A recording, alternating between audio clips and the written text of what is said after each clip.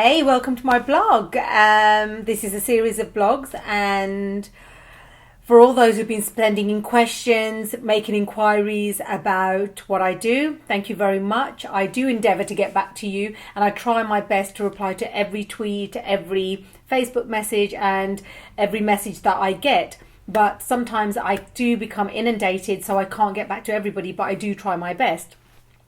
Today, we will be talking about a question that was sent over to me, and the question that was presented to myself was one that requires not too much information because it should be straightforward, but what are hauntings? Okay, so when we talk about hauntings, we're talking about specific places, so how places are haunted. It's different elements here. I can tell you different stories which carry different metaphors in them.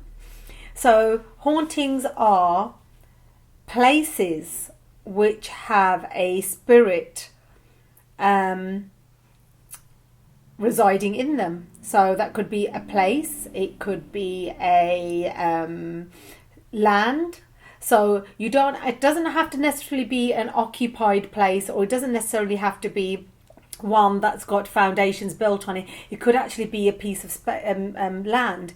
So what we're speaking about here is somebody who has died, who has passed over, who hasn't made it onto the other side, has decided to stay on earth and reside somewhere.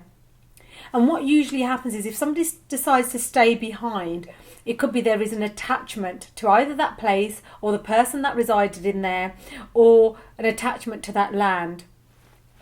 So why do hauntings occur? Hauntings occur for different reasons. One, the person hasn't realised that they passed over, that they've died. A simple story here could be somebody's driving along, they've had a car accident, they haven't realised that they've actually died, they've got out the car and they've proceeded to just make their way home. Because to them, they haven't looked back and seen that their physical body is still behind the wheel or still in that vehicle. So they've got up and they've come back home and haven't really realised what's going on.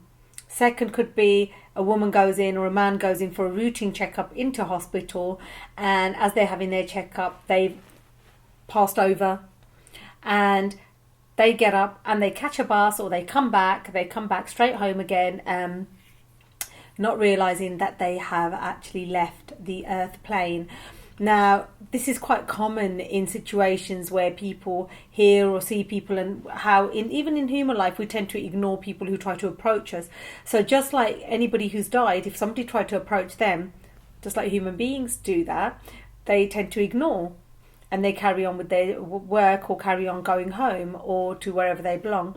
For those who know that they have died and they have an attachment to people, let's say their kids, their family, loved ones, or let's say attachment to money, attachment to their wealth, attachment to their houses, attachment to their business, anything that they have an attachment for, and they decide we're not leaving because we have decided to stay because this belongs to us, or we want to stay because we have to help this person, or we're staying because these people or my family needs me. So what happens is they decide not to leave, they decide to stay earthbound, they decide to help. But unfortunately, spiritually, there is no progression for the soul.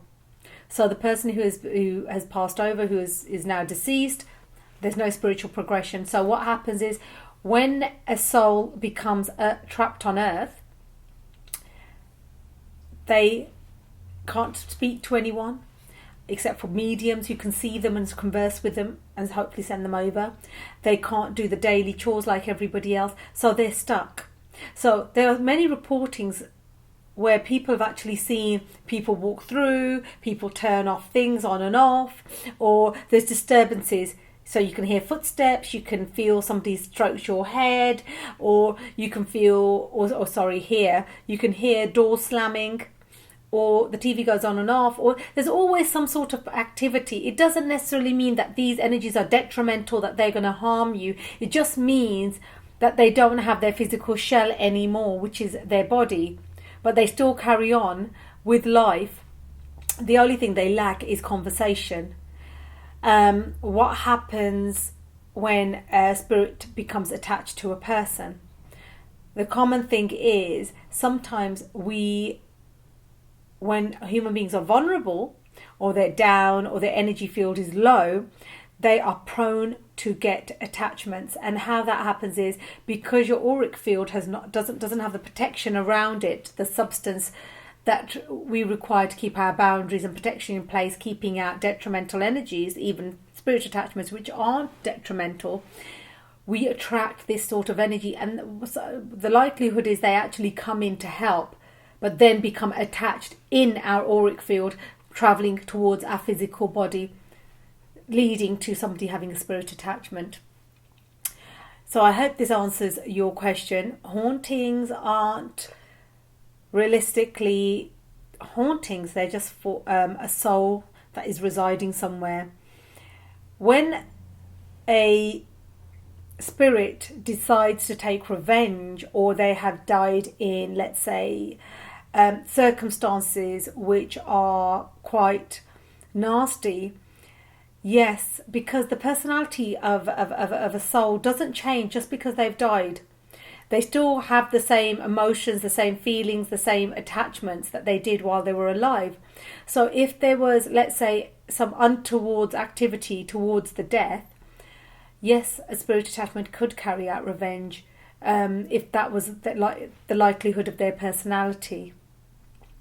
So, is there any fear of spirits that have passed that you should have? Not really. I think the more fear which is created, or more drama there is created, I think the more they love to see it and find it quite amusing. Yes, if any of you have some sort of paranormal activity or spirit attachments that you feel are around you, best thing to do is see someone who can deal with this in a competent way, somebody who is able and competent. As I said in my previous blogs, I wouldn't go for amateurs, because at the end of the day you're not only putting yourself at risk, you're putting the other person who's performing the work at risk as well. Somebody who doesn't know what they're doing can actually cause more damage than good. So I would go to somebody who actually is fully aware of how to deal with attachments, deal with hauntings, and to get the professional help that is required.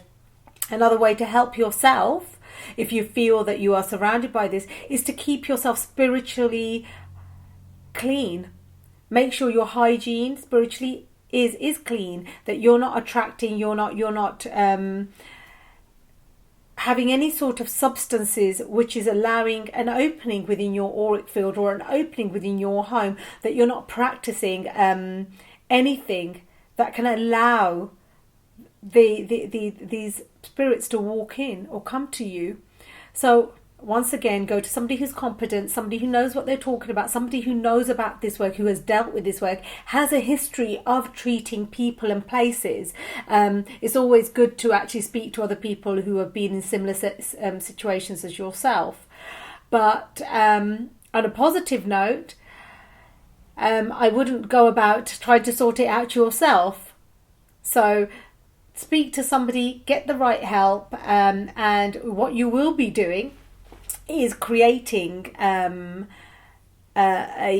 opening for them to go over, which is a blessing in itself. So I hope this answers your question. I hope this is the answer that you were looking for. Thank you for tweeting in with this. If you would like to follow me on Twitter, it's at Jas Bassi Online. I'm on Facebook as Jas Bassi 8. And if you like this video, please subscribe, please share it, please like it. And also, if you would like to send any questions in, or if you would like answers to anything, or even if it's private message and you don't want me to blog about it, it's hashtag JB Video Blog. Thank you for following. Bye.